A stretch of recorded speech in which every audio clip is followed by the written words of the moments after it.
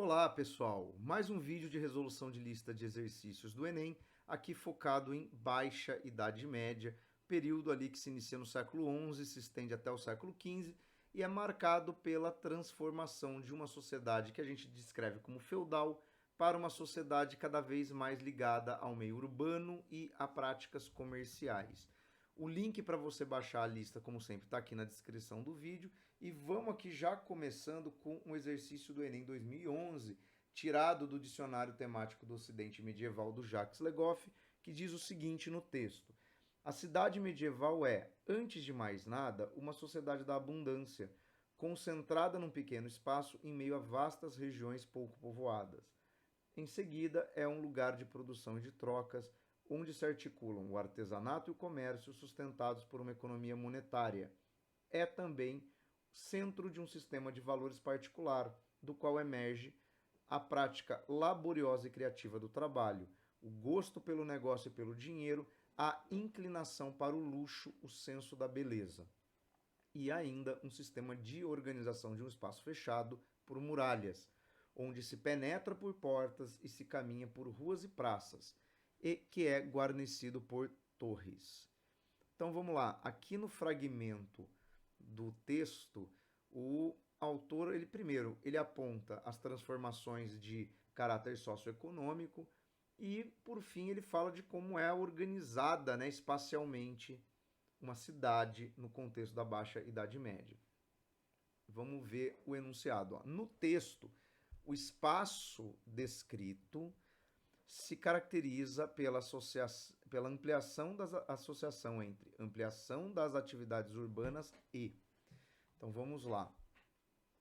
Ele está falando do espaço. Emancipação do poder hegemônico da realeza. Pessoal, em nenhum momento no texto o autor aponta algum descolamento entre a cidade, entre as atividades econômicas da cidade, e um descolamento, por exemplo, com o poder da nobreza.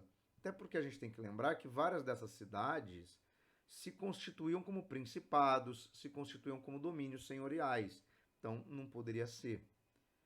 B. Aceitação das práticas usurárias dos religiosos. Aí você tem que lembrar o que é a usura, né? A usura é um pecado, de acordo com a Igreja Católica, associado à cobrança de juros pelos banqueiros. Então, completamente equivocado aqui. C. Independência da produção alimentar dos campos.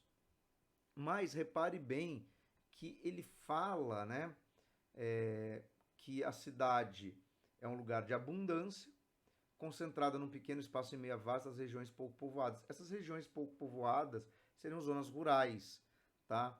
E aí você tem também uma questão, né? É impossível uma vida urbana desarticulada de uma produção rural capaz de suprir as demandas de subsistência da cidade, né? Isso é uma questão lógica que não vale só para a Idade Média, né? Isso vale para qualquer contexto de uma sociedade urbanizada, né? O meio urbano não é o lugar privilegiado da produção de alimentos. Então, não tem como. D. Superação do ordenamento corporativo dos ofícios.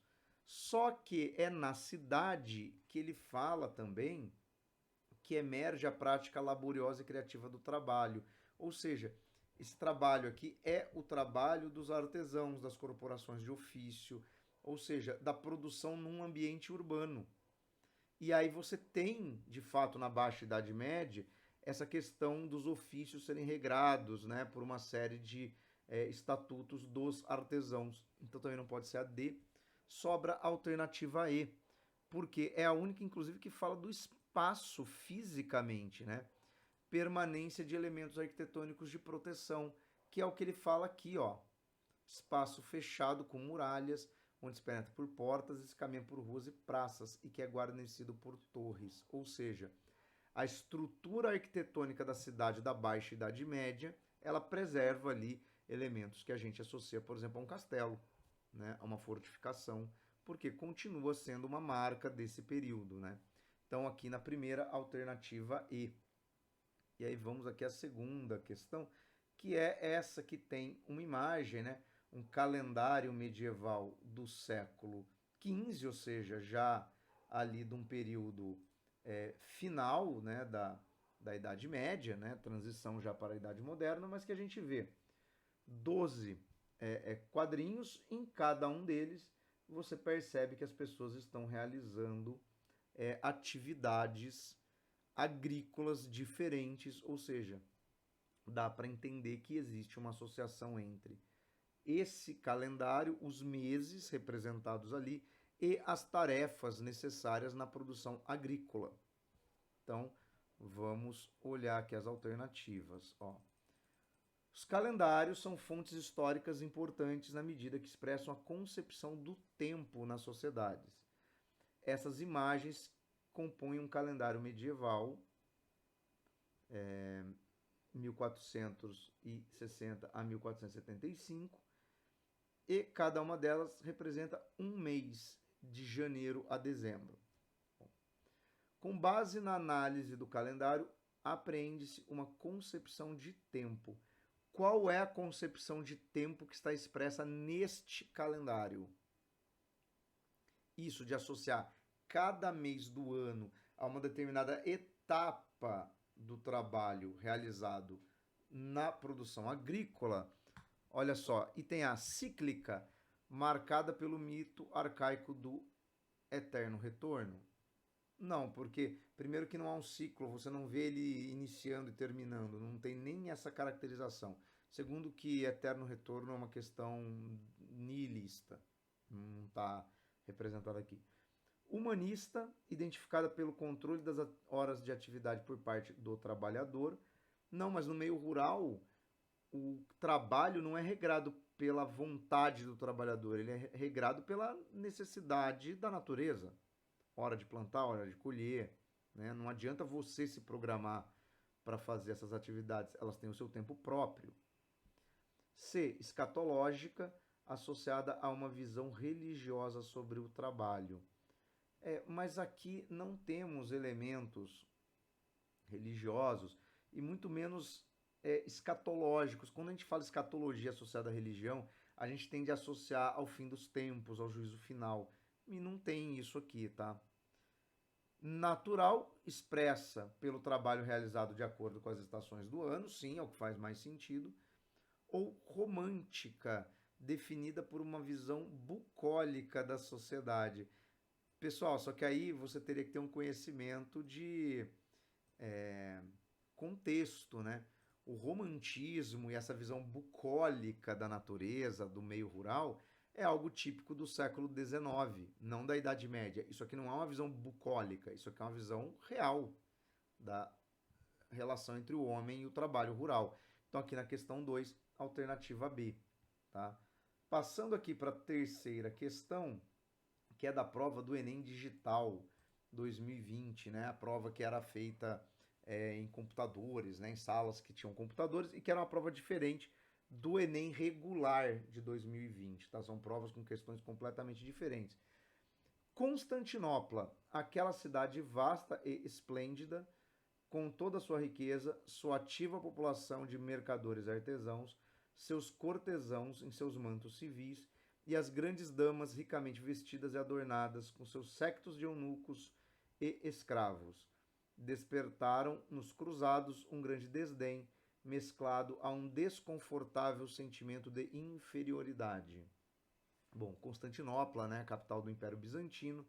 Durante o processo das cruzadas, você vai ter uma retomada dos contatos entre os cristãos da Europa Central e os bizantinos, e a sociedade bizantina era uma sociedade que tinha elementos urbanos e comerciais.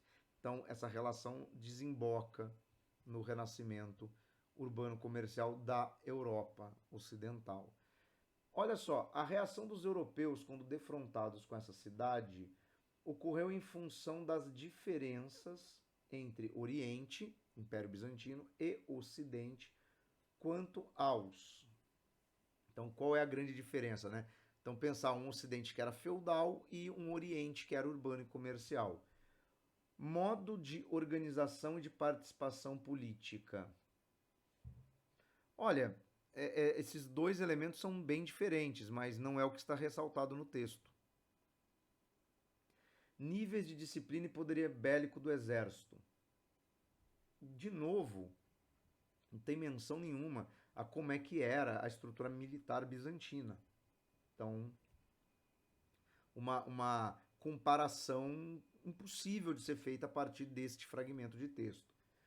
Representações e práticas de devoção politeístas, bom, mas tanto cristãos ocidentais quanto os bizantinos eram cristãos, só que ortodoxos, no caso dos bizantinos, são monoteístas.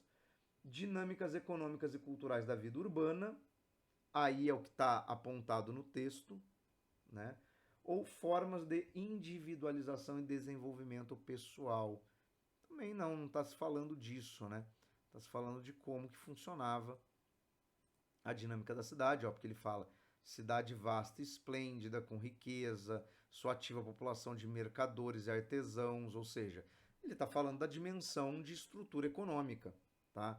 Então aqui a questão 3 do Enem Digital seria a alternativa D, mas só um comentário, né? Acho uma questão fraquinha, pensando que os outros elementos que são citados nas alternativas são elementos que não têm correspondência nenhuma com o tema do texto. Então fica uma questão meramente de identificar qual alternativa dialogava melhor com o texto, tá? E aí nós temos aqui a 4, 2015, ó. Vamos para um Enem um pouquinho mais antigo, que vai falar de uma das grandes transformações da Baixa Idade Média, que é o aparecimento, né, na cidade de uma necessidade da escrita, do letramento, que vai desembocar lá no Renascimento Cultural. No início foram as cidades. O intelectual da Idade Média, no Ocidente, nasceu com elas. Foi com o desenvolvimento urbano ligado às funções comercial e industrial, digamos modestamente artesanal, que ele apareceu como um desses homens de ofício que se instalavam nas cidades nas quais se impôs a divisão do trabalho.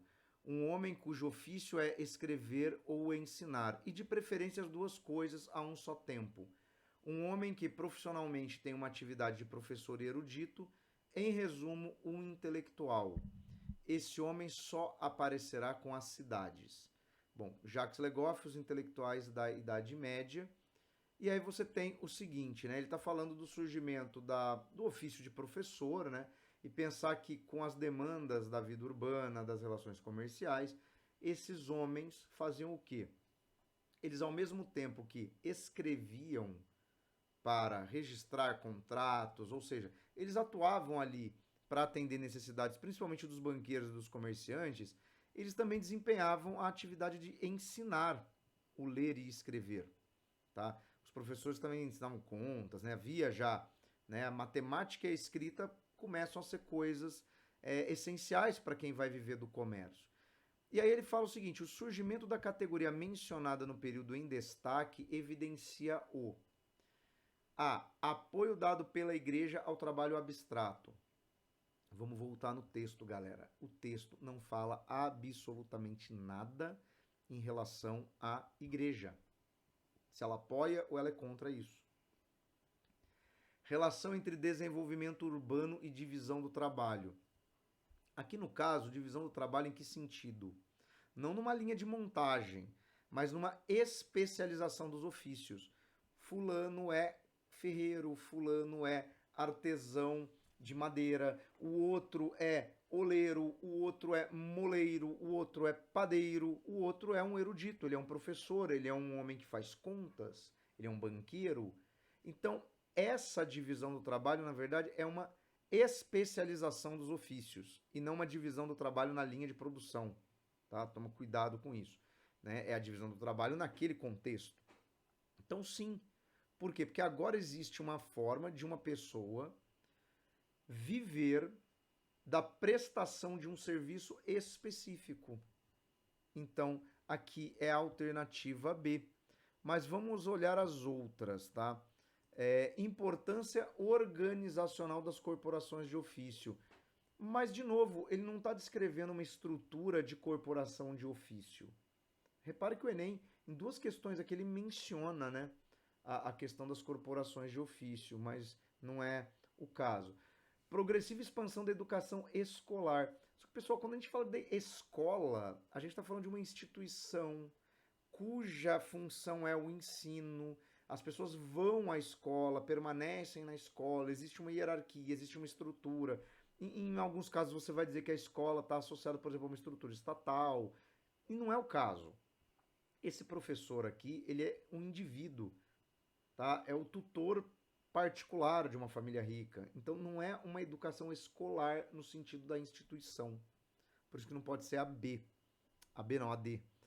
E aí, acúmulo de trabalho dos professores eruditos. Bom, isso aí é desde sempre, né? Temos que fazer várias atividades, mas também não é isso, porque ele está dizendo justamente que há uma especialização dessa tarefa. Em tese, este homem, o erudito, ele não precisa desempenhar outras tarefas naquele contexto para viver.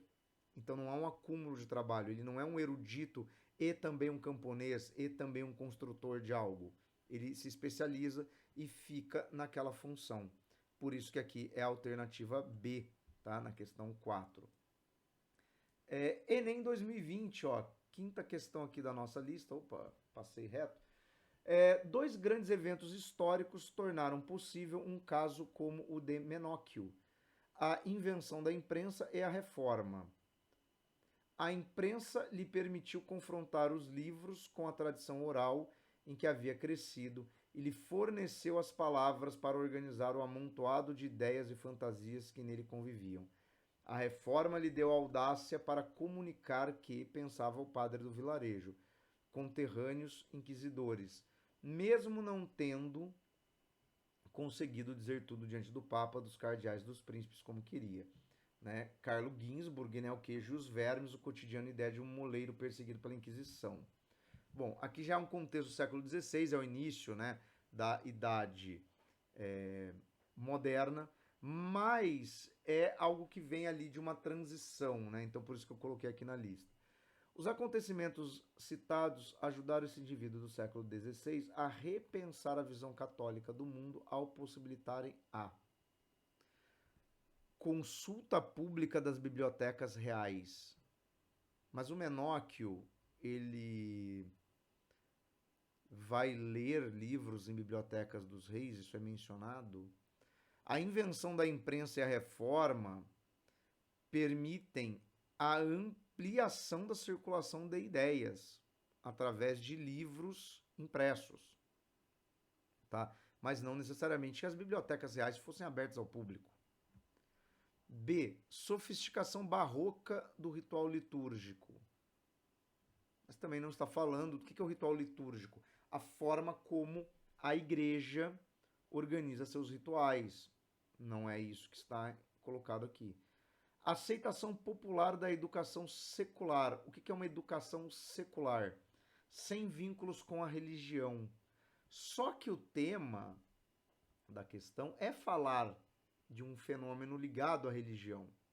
Então, também não é. Interpretação autônoma dos textos bíblicos. Porque, vamos lá, o Menóquio, ele faz uma interpretação, tá, da religiosidade.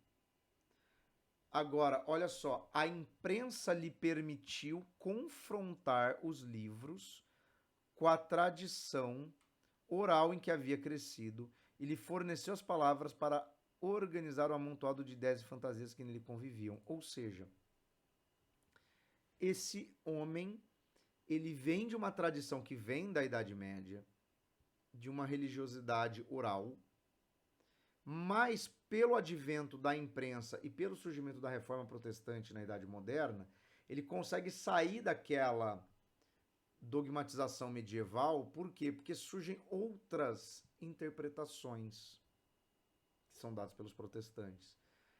E aí, o que acontece, né?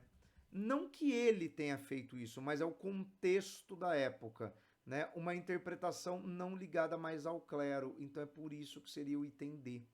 Interpretação autônoma dos textos bíblicos. Porque olha aí, correção doutrinária das heresias medievais. Mas se houvesse uma correção das heresias medievais, você ia convergir para um pensamento único e não para um pensamento cada vez mais ampliado, que, do ponto de vista da igreja, seria tratado como herético. Tá? Então aqui a alternativa D, né? Coloquei aqui, embora fale da Idade Moderna, cronologicamente, porque é esse sentimento, né, que desemboca na Reforma Protestante e no caso do Menóquio, ele contrasta com a ideia medieval de dogmatismo católico, né? Mas isso vai sendo gestado até culminar no século XVI nesses processos. Bom, e a nossa última questão, né? Questão 6, Enem 2015, Enem PPL, né? 2 textos. Não é possível passar das trevas da ignorância para a luz da ciência a não ser lendo. Como um amor sempre mais vivo às obras dos antigos. Ladrem os cães, grunem os porcos, nem por isso deixarei de ser um seguidor dos antigos. Para eles irão todos os meus cuidados, e todos os dias a aurora me encontrará entregue ao seu estudo. Tá. Texto 2. A nossa geração tem arraigado o defeito de recusar admitir tudo que parece vir dos modernos. Por isso, quando descubro uma ideia pessoal e quero torná-la público, atribuo a outrem e declaro: foi fulano de tal que o disse, e não sou eu. E para que acreditem totalmente nas minhas opiniões, digo: o inventor foi fulano de tal e não eu. Olha que interessante aqui, né?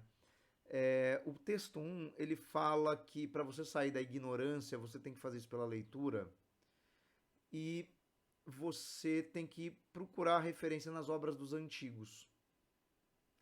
O texto 2, né, que é do mesmo livro, né, uma outra citação, vai dizer que os homens daquele momento tinham uma característica que era não gostar daquilo que era produzido pelos seus contemporâneos, mas se encantar com aquilo que parecia ser uma referência do passado.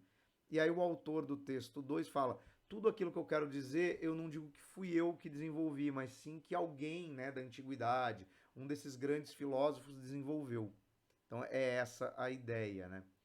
E aí, olha só, nos textos são apresentados pontos de vista distintos sobre as mudanças culturais ocorridas no século XII no Ocidente.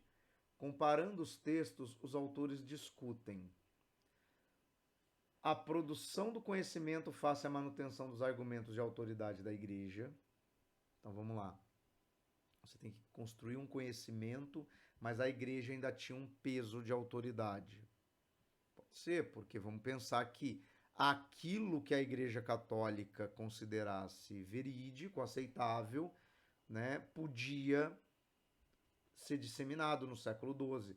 Aquele tipo de pensamento que entrasse em contradição com um dogma da Igreja seria duramente reprimido. Pode ser. B. Caráter dinâmico do pensamento laico frente à estagnação dos estudos religiosos. Só que quando a gente pensa, né, no século XII, o grande pensamento ainda está associado ao mundo religioso, não ao mundo laico.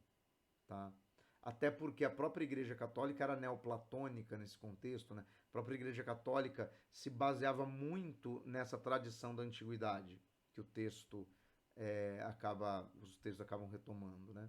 Surgimento de um pensamento científico em oposição à tradição teológica cristã. Mas o pensamento científico não é do século XII. Né?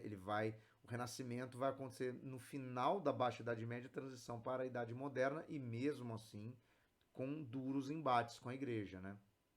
Desenvolvimento do racionalismo crítico ao opor fé e razão. Mas não tem essa oposição na Idade Média, né? Tem uma tentativa, inclusive, de conciliação com São Tomás de Aquino, né? Construção de um saber teológico-científico. Bom, mas se é teológico, é da religião. Não existe uma teologia científica. Então, também uma questão complicada, mas a melhor alternativa A, que na verdade descreve o contexto da Baixa Idade Média, né? Que ao mesmo tempo que você começa a questionar algumas coisas, você ainda tem, né, essas limitações impostas pela autoridade da Igreja Católica. Então, com isso aqui, resolvemos as 6 questões dessa lista. Vou deixar aqui do lado o link para outras playlists, tanto de resolução de exercício como de resoluções do Enem. Se você gostou, deixa o like, compartilha com seus amigos, se inscreve no canal e aguarde aí os próximos vídeos. Um abraço e até mais.